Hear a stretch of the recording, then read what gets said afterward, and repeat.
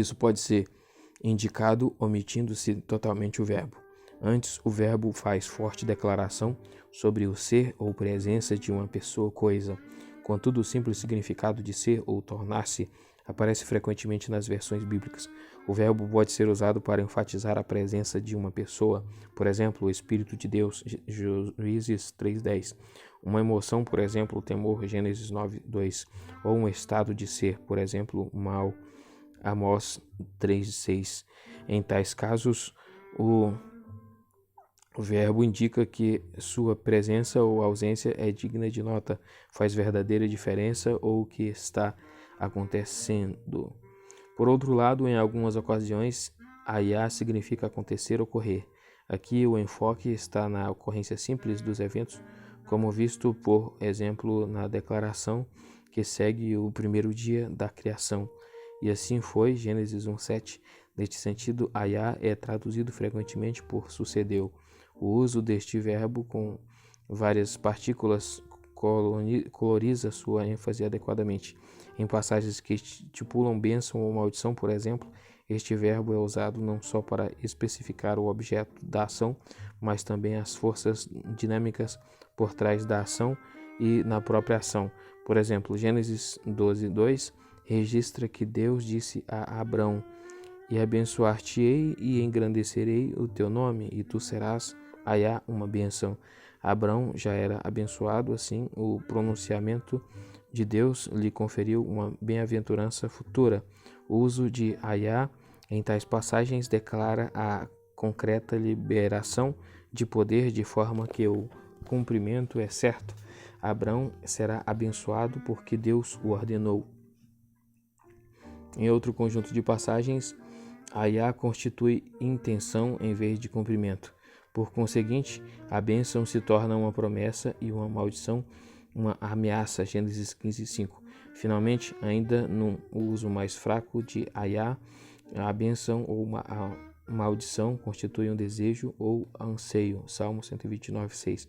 Mesmo aqui, o verbo é um tanto quanto dinâmico, visto que a declaração reconhece a presença de Deus, a fidelidade ou rebelião do homem e a intenção de Deus cumprir o resultado pronunciado. Em relatos de milagres, ayá aparece no clímax da história para confirmar a ocorrência do próprio evento. A esposa de Ló olhou para trás e se tornou numa estátua de sal, Gênesis 19:26. O uso de ayá enfatiza que o evento realmente aconteceu. Esta também é a força do verbo em Gênesis 1:3, onde Deus disse: haja luz. Ele cumpriu sua palavra de forma que houve luz. Os profetas usam ayá para projetar a intervenção de Deus no futuro. Usando este verbo, eles não enfatizam a ocorrência dos eventos e circunstâncias preditas, tanto como a força divina subjacente que os efetuará. Isaías 2:2. Passagens legais usam ayá para descrever a relação de Deus com o povo do seu concerto, para dispor o que é desejado e pretendido, Êxodo 12:16. Quando acordos eram feitos entre duas partes, as fórmulas incluíam ayá, Deuteronômio 26:17-18, Jeremias 7:23. Um dos usos mais debatidos da palavra ayá ocorre em Êxodos 3:14, onde Deus declara seu nome a Moisés. Ele diz: "Eu sou ayá, o que sou ayá. Eu sou ayá, o que sou ayá." Considerando que o nome divino Jeová ou Javé já era bem conhecido muito tempo antes deste momento, Gênesis 4:1, esta revelação parece enfatizar que o Deus que fez o concerto era o Deus que guardava o concerto. Assim, Êxodos 3:14 é mais do que uma simples declaração de identidade. Eu sou o que sou é uma declaração do controle divino sobre todas as coisas. Ser deserto, a palavra ser deserto do hebraico é shamen. Ser deserto, ficar surpreso, intimidado, devastar, saquear. Este verbo é encontrado no hebraico bíblico e moderno, ocorre em torno de 90 vezes no texto do Antigo Testamento hebraico. O termo shamen não aparece até Levíticos 26:22. Os vossos caminhos serão desertos. De maneira interessante, a palavra ocorre 25 vezes só no livro de Ezequiel, o que pode refletir a época de Ezequiel ou, mais provavelmente, sua personalidade, o quanto estão relacionados entre si o significado ser deserto. Está surpreso e está intimidado, não está claro. Em algumas ocasiões, o tradutor tem de fazer uma escolha subjetiva. Por exemplo, depois de ter sido estuprada pelo seu meio-irmão, Tamar ficou na casa de seu irmão Absalão solitária, 2 Samuel 13:20.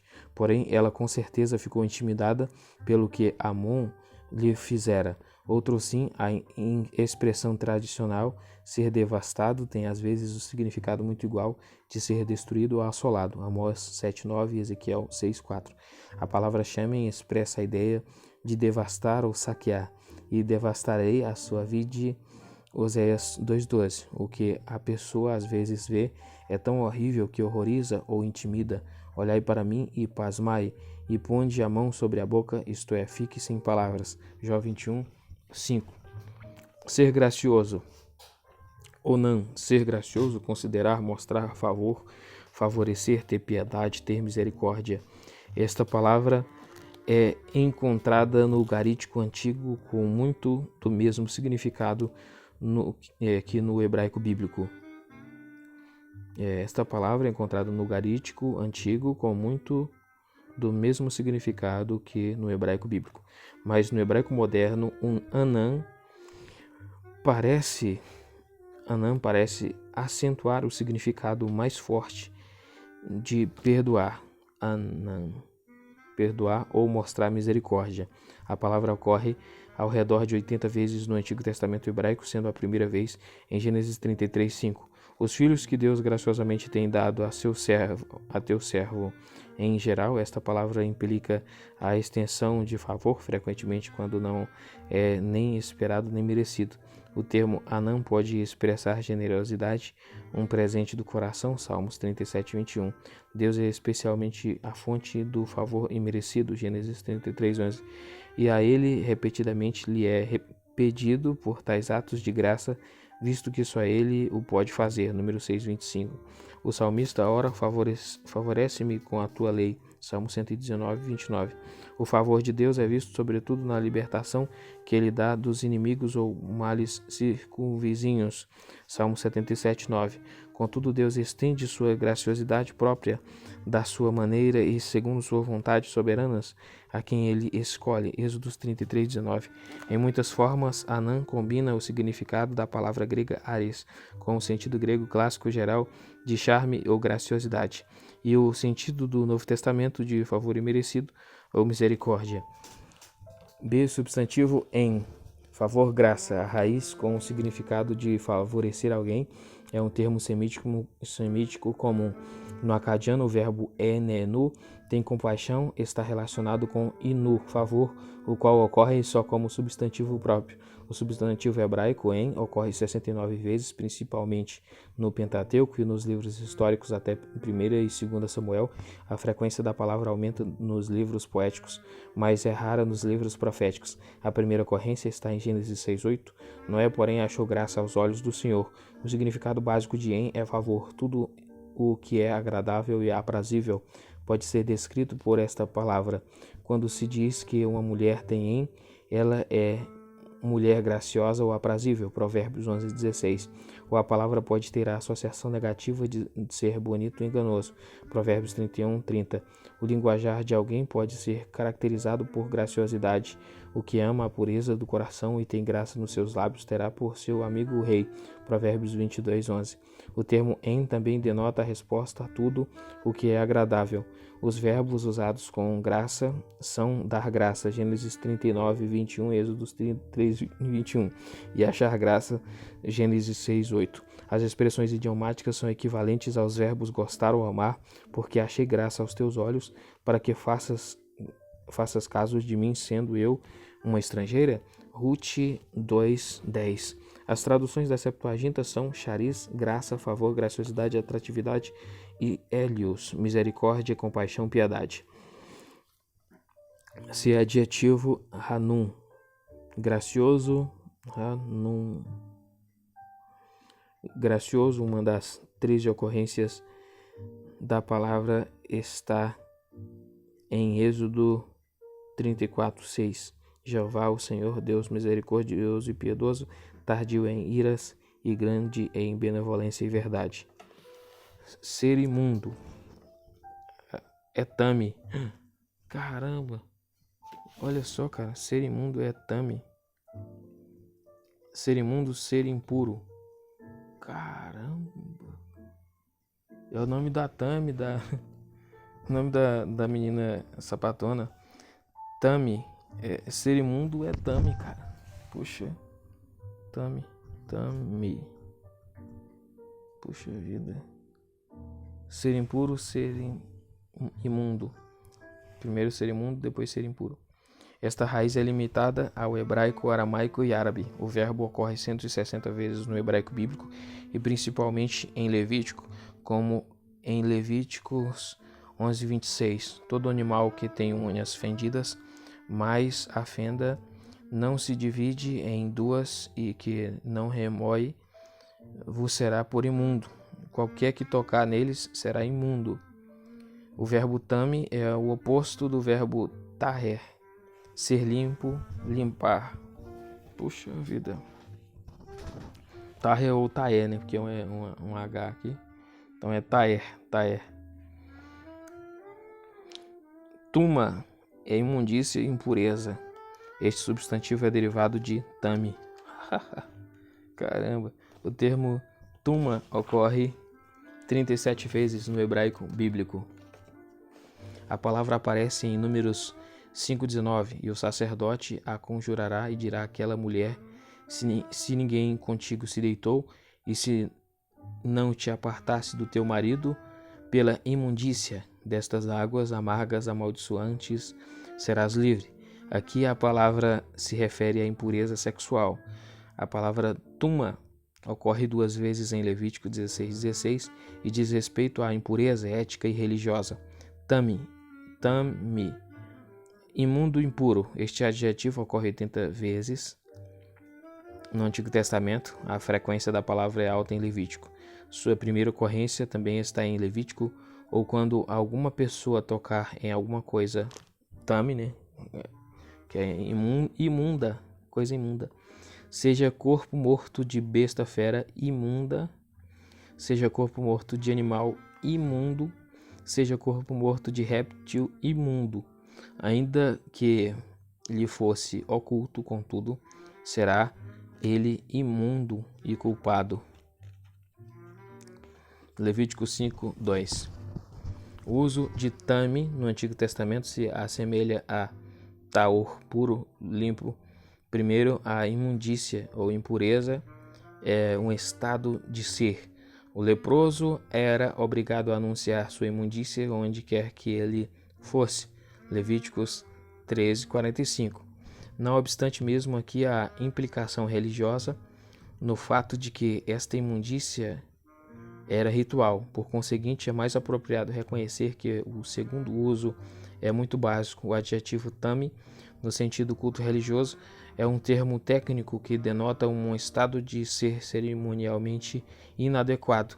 Animais, carcaças, pessoas impuras ou imundas e objetos transmitiam sua imundícia ao que as tocavam, e tudo o que o imundo tocar também será imundo, e a alma que a tocar será imunda até a tarde. Números 19:22.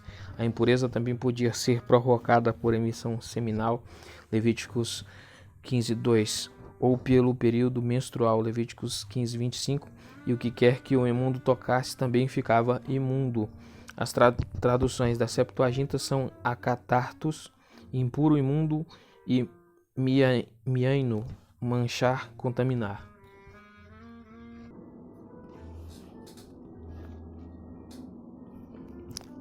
A palavra ser maravilhoso, do hebraico é pala.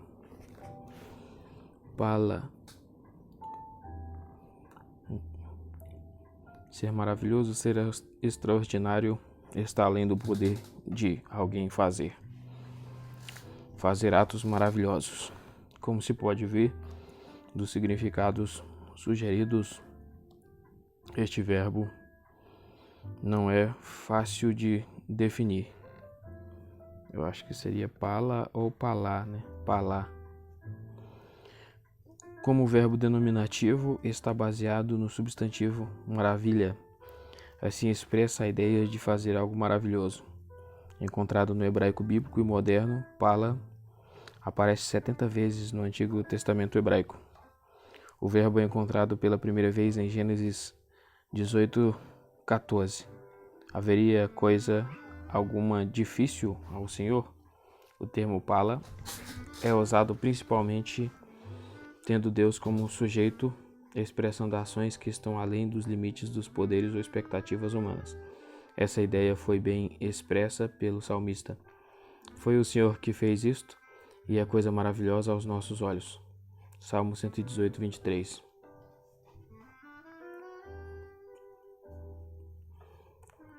A libertação do Egito foi o resultado dos atos maravilhosos de Deus, porque eu estenderei a minha mão e ferirei ao Egito com todas as minhas maravilhas que farei no meio dele. Êxodo 3:20. O louvor é constantemente devido a Deus por todas as suas ações maravilhosas. Salmo 9:1.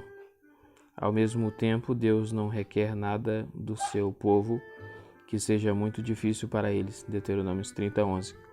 Embora algo possa parecer impossível aos homens, ainda está dentro do poder de Deus. Assim diz o Senhor dos Exércitos: se isso for maravilhoso aos olhos do resto deste povo, naqueles dias será também maravilhoso aos meus olhos, diz o Senhor dos Exércitos. Zacarias 8:6.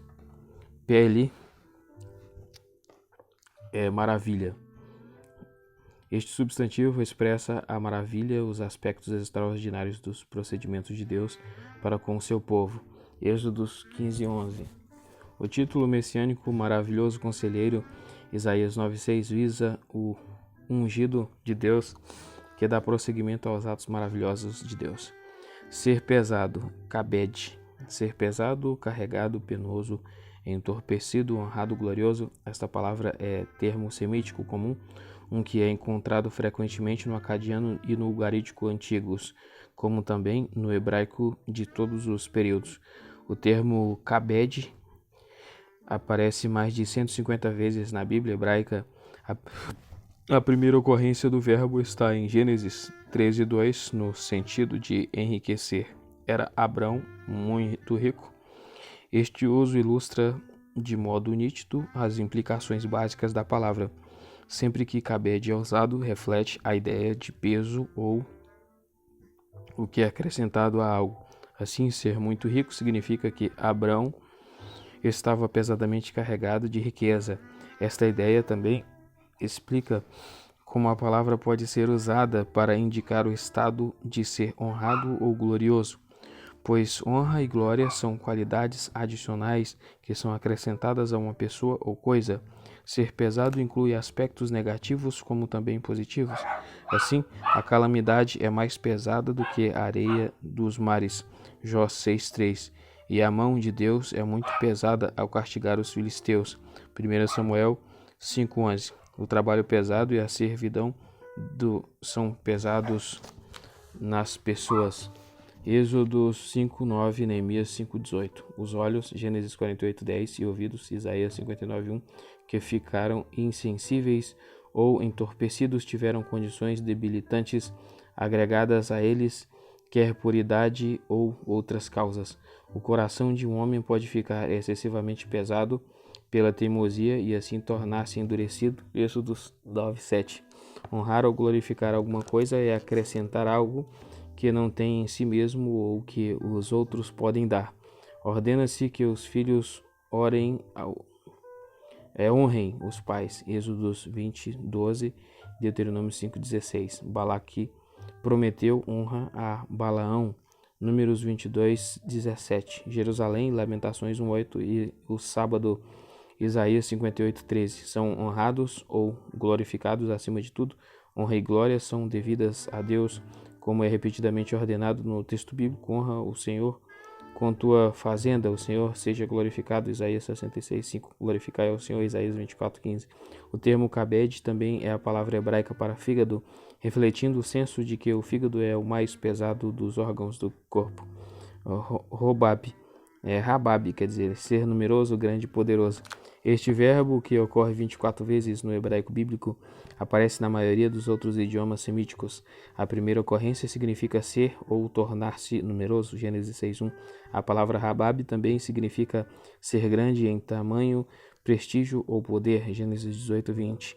Com um sujeito indicando tempo, este verbo implica prolongamento, Gênesis 38:12. E com sujeitos especiais, a palavra implica ampliação de espaço, Deuteronômio 14:24. Rob, multidão, abundância. Este substantivo aparece aproximadamente 150 vezes no hebraico bíblico. A palavra significa basicamente multidão ou abundância. Tem implicações numéricas aparentes em sua primeira ocorrência bíblica. Multiplicarei sobremaneira a tua semente, que não será contada, por numerosa que será. Gênesis 16:10. Quando aplicado a tempo ou distância, Rob indica grande quantidade ou longo. Estes odres que enchemos de vinho eram novos, e ei-los aqui já rotos, e estas nossas vestes e nossos sapatos já se têm envelhecido por causa do muito longo caminho. Josué 9:13. Em várias passagens, a palavra é aplicada a ideias ou qualidades abstratas. Em tais casos, Rob quer dizer grande ou grandeza. Este que é glorioso em sua vestidura, que marcha com a sua grande força, Isaías 63:1. A preposição lé, quando prefixada ao substantivo rob, forma às vezes uma expressão adverbial que significa abundantemente, porque o pouco que tinhas antes de mim é aumentado até uma multidão, Gênesis 30:30. A mesma expressão conota um sentido diferente em 1 Reis 10:10, onde parece ser quase um substantivo. Nunca veio especiaria de tanta abundância como a que a rainha de Sabá deu ao rei Salomão. Literalmente, a expressão parece significar grande em relação à multidão. Esta expressão é aplicada às atividades construtoras de Uzias, e edificou muito sobre o muro de Ofel, 2 Crônicas 27:3. Esta expressão é aplicada pela adição de ad. Assim temos ad lerob, significando exceder muito, desde que esta oferta lhe começou a trazer à casa do Senhor. Houve o que comer e de que se fartar, e ainda sobejo em abundância, literalmente a sobra está excedendo muito, 2 Crônicas 31:10. Rab, chefe, comandante. Esta palavra é uma transliteração do acadiano Rab, indicação do posto militar, semelhante à nossa palavra general. A primeira ocorrência aconteceu à meia-noite, literalmente no meio dos oficiais de sua casa, Êxodos 12:29. Deve-se observar especialmente os títulos em Jeremias.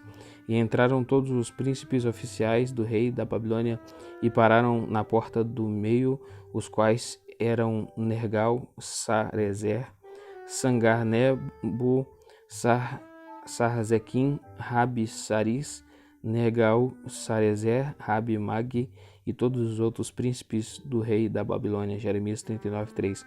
Os versículos 9, 10, 11 e 13 de Jeremias 39 mencionam Nebuzaradã como o capitão do corpo da guarda. A palavra Rabi, muitos grade, prestigioso, poderoso. Este adjetivo tem um cognato no aramaico bíblico. A palavra hebraica aparece por volta de 474 vezes no Antigo Testamento e em todos os períodos. Primeiro, esta palavra representa pluralidade em número ou quantidade, que era aplicada a pessoas ou a coisas. O termo Rabi é aplicado a pessoas em Gênesis 26:14. E tinha Isaac possessão de ovelhas e possessão de vacas e muita gente de serviço. Em Gênesis 13:6, a palavra é aplicada a coisas, e não tinha capacidade a terra para poderem habitar juntos, porque a sua fazenda era muita. Esta palavra é às vezes usada para aludir a grupos grandes de pessoas. Êxodo 5:5. Esta ideia básica de multiplicidade numérica também é aplicada à quantidade de líquidos ou massas de não líquidos. Moisés levantou a sua mão e feriu a rocha 2 vezes com a sua vara, e saíram muitas águas. Números 20:11. uma grande porção de água saiu. Rebeca falou ao servo de Abraão que o pai dela tinha palha e muito pasto e lugar para passar a noite. Gênesis 24, 25. A expressão muitas águas é uma expressão fixa que significa mar. Vós, a quem encheram os mercadores de Sidom, navegando pelo mar, e a sua provisão era a semente do canal que vinha com as muitas águas, e a ceifa do Nilo. Isaías 23, 2. E apareceram as profundezas do mar, e fundamentos do mundo se descobriram pela repreensão do Senhor, pelo sopro do vento dos seus narizes. Desde o alto envio e me tomou, tirou-me das muitas águas. 2 Samuel 22:16.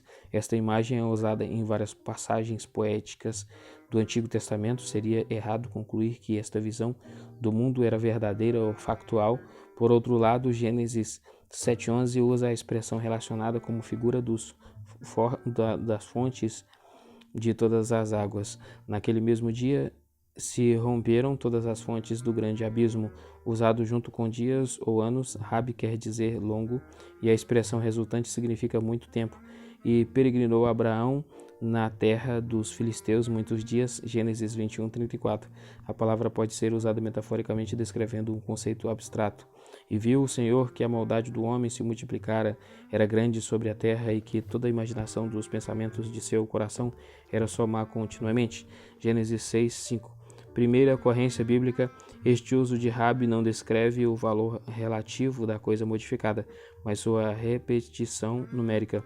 Contudo, a declaração implica que o pecar constante do homem era mais repreensível do que o pecar mais ocasional previamente cometido. Quando Rabi é aplicado a áreas de terra, significa grande. 1 Samuel 26:13. Este uso está relacionado com o significado dos cognatos semíticos, que representam tamanho em vez de multiplicidade numérica, também Gadal. E o Senhor os deu à mão de Israel, e os feriram e os seguiram até a grande Sidom. Josué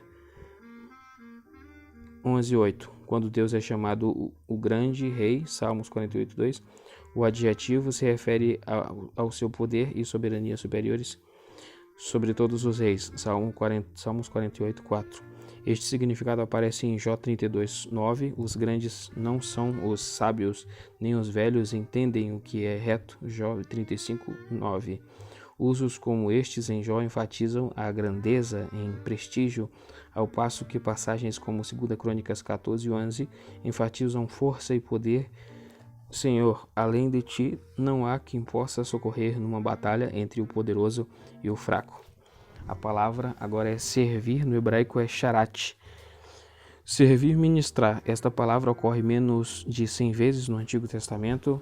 Na vasta maioria das ocasiões, sharat aparece na forma de infinitivo ou particípio, quando o particípio é traduzido para substantivo verbal, como servo ou ministro, perde a convocação de duração ou repetição.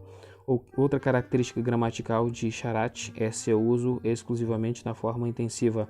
O leitor de hoje não pode discernir o significado distintivo de sharat, visto que ele e seu sinônimo abad ou ebed são ambos traduzidos por servir ou servo.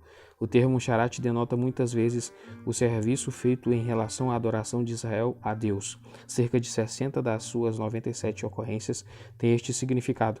Quando Samuel ainda era menino, ele ficou servindo ao Senhor perante o sacerdote Eli, 1 Samuel 2:11. E o Senhor o chamou quando ele servia ao Senhor perante Eli, 1 Samuel 3:1. Este tipo de serviço era para honrar somente o Senhor, porque Israel não devia ser como as nações, como as outras gerações da terra, servindo ao madeiro e à pedra. Ezequiel 20:32. No templo que Ezequiel viu, os levitas que ministraram ao povo diante dos seus ídolos eram proibidos pelo Senhor de servir como sacerdotes. Ezequiel 44:12. Além disso, o Senhor separou a tribo de Levi para o servir e para abençoar em seu nome. Deuteronômio 10:8. Da tribo de Levi, Moisés teve de ungir Arão e seus filhos e consagrá-los para que ministrassem como sacerdotes. Êxodos 29, 30. Aqueles que não eram da família de Arão, embora escolhidos para o servirem eternamente, agiam como ajudantes dos sacerdotes e faziam tarefas físicas como guardar as portas e portões, sacrificar o holocausto, cuidar de altares e utensílios do santuário. 1 Crônicas 15, 2, Ezequiel 44, 11. Mas Isaías prevê o tempo em que os filhos dos estrangeiros te servirão. Isaías 60, 10. Em várias situações, a palavra é usada para denotar serviço feito a um ser humano, embora na maioria das vezes a pessoa servida seja de posição mais elevada. Esta palavra nunca descreve a servidão de um escravo ao seu senhor. Moisés foi instruído, faz chegar a tribo de Levi e põe-na diante de Arão, o sacerdote, para que o sirvam. Números 3:6. Eliseu servia a Elias, 1 Reis 19:21. Abisag servia a Davi, 1 Reis 1:15. Vários tipos de funcionários serviam a Davi, 1 Crônicas 28:1. O filho de Davi, Aminon, tinha um moço que o servia, 2 Samuel 13:17. Havia 7 eunucos que serviam na presença do rei Assuero, Esté 1:10. Ele também tinha jovens que lhe serviam, Esté 2:2. Abade, servir, cultivar, escravizar, trabalhar. Esta raiz é amplamente usada no semítico e nos idiomas cananeus. Este verbo ocorre em torno de 290 vezes em todas as partes do Antigo Testamento. O verbo é usado primeiramente em Gênesis 2:5. E não havia homem para lavrar a terra. Deus deu ao homem a tarefa de lavrar a terra. Gênesis 2:15. Em Gênesis 14:4, eles haviam servido a Quedorlaomer, o que significa que eles eram seus vassalos. Deus falou a Abraão que os seus descendentes serviriam os povos de uma terra estranha por 400 anos. Gênesis 15:13, querendo dizer será reduzida à escravidão árabe. É frequente abade ser usado para aludir a Deus. Servirás a Deus neste monte. Êxodos 3:12. Significando adorareis. A palavra é usada com outro verbo. O Senhor teu Deus temerás e a ele servirás. Deuteronômio 6:13. Ou, e será que, se diligentemente obedecerdes os meus mandamentos, que hoje te ordeno, de amar o Senhor teu Deus e de o servir. Deuteronômios 11:13. Todas as nações recebem a mesma ordem, servir ao Senhor com alegria.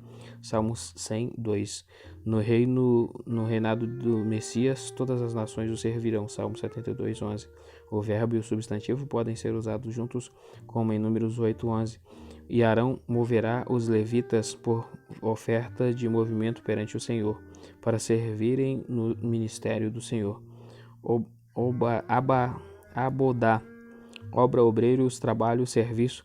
Este substantivo aparece 145 vezes no Antigo Testamento hebraico e as ocorrências se concentram em Números 1 e 1 e 2 Crônicas. O termo abodá é usado pela primeira vez em Gênesis 29:27.